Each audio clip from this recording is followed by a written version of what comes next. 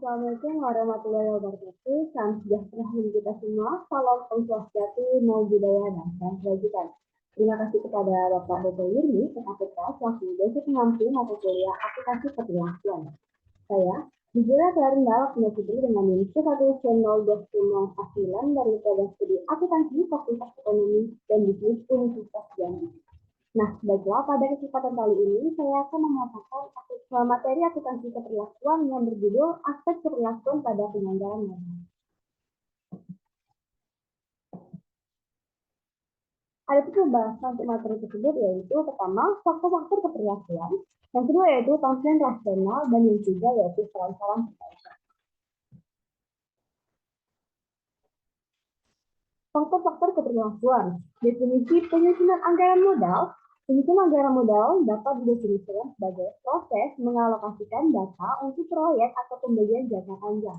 Keputusan penyusunan anggaran modal dibuat ketika kebutuhan untuk itu muncul dan melibatkan jumlah uang yang relatif besar, komitmen dana jangka panjang, dan ketidakpastian yang disebabkan oleh panjangnya waktu yang terlibat dan kesulitan dalam memastikan variabel-variabel penilaian keputusan. Jenis dan pentingnya faktor-faktor keperlakuan dari penyusunan anggaran modal. Keputusan yang telah dipilih tersebut akan benar-benar objektif, tetapi hal tersebut sangatlah tidak mungkin terjadi. Ketidakpastian yang melekat dalam data yang menggambarkan suatu proyek tidak memungkinkan penerapan teknik seleksi untuk mendapat sepenuhnya objektif. Karena hasil dari teknik analisis diinterpretasikan dengan hati-hati, maka kemampuan manusia untuk mempertimbangkan dan menilai faktor yang penting. Masalah dalam mengidentifikasikan proyek potensial. Ketika proyek tersebut telah diidentifikasikan, maka proyek tersebut harus dispesifikasi atau didefinisikan dengan memadai, sehingga proses pertimbangan dapat terjadi.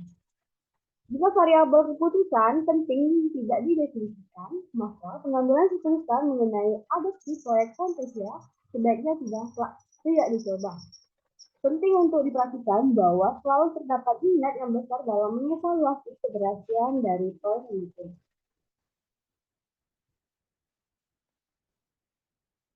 Masalah manajer dan ukuran kinerja jangka pendek. Aspek keberlakuan lain dari prosedur seleksi proyek adalah bahwa metode peninjauan kinerja adalah tidak konsisten dengan metode seleksi proyek.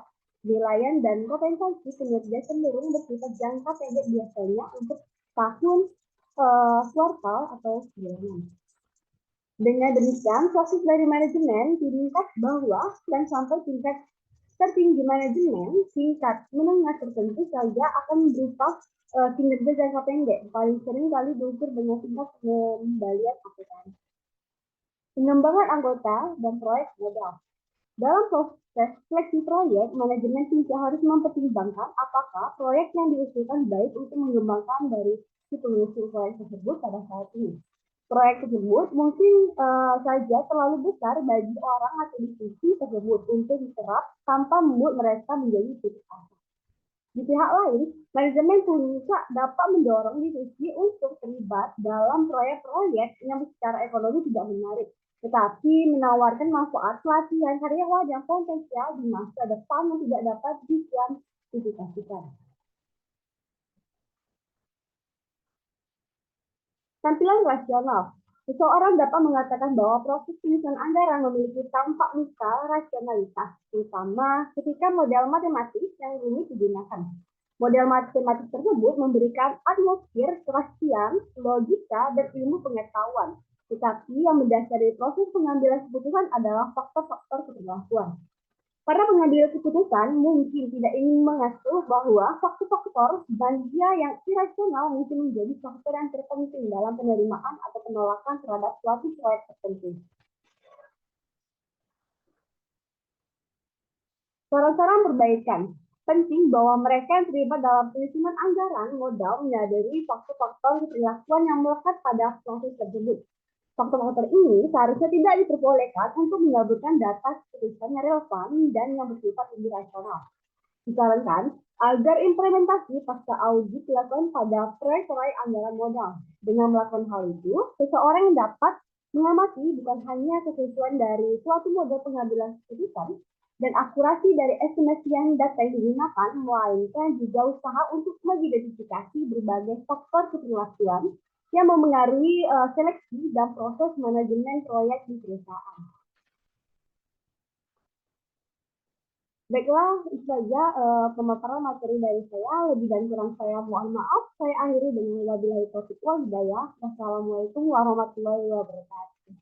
Terima kasih.